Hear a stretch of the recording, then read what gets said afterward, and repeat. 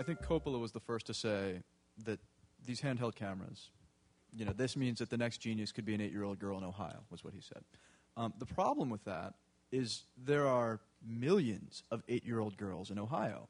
And if you are on the demand side as opposed to the supply side, it becomes impossible to know with digital filmmaking and the ability for anyone to put anything up what's good.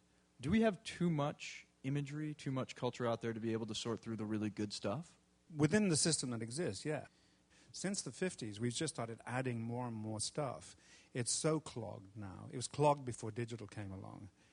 Digital just, it's very like global warming. It's like this thing has been around for quite a while, and people sort of went, oh, it's okay, and then suddenly it accelerated. And it's almost like digital technology has just indicated the acceleration of the problem of cultural saturation. We cannot throw anything away.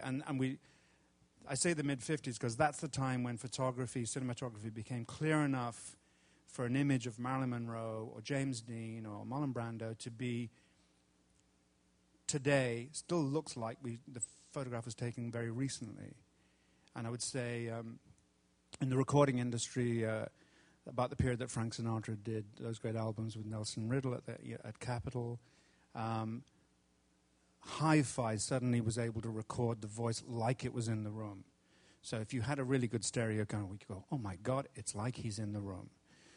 Why you'd want Frank Sinatra in your room, I don't know. But whereas before, I was very happy with the idea that Louis Armstrong wasn't in the room, But there was a kind of poetic recording of him, from 1926. And I loved that. The fact that there was no pretense at reality. It was a poetic image of a piece of music, or it was a poetic photograph of something, or actually a painting. So that's something about the poetry of it. And our culture always has been poetic before this time.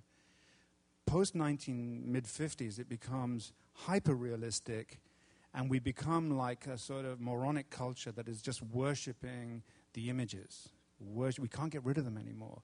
We have trapped ourselves with...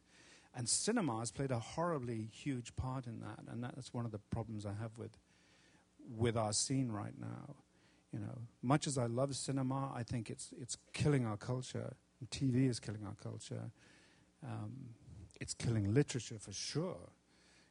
It's killing our language for sure. And it's not just that I love the language. It's just that if you don't have the language, you can't express fine emotion. And if you can't express fine emotion, you can't evolve as a culture.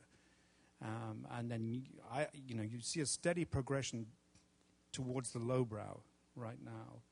I think culturally it's about the worst time for a couple of 100 years right now.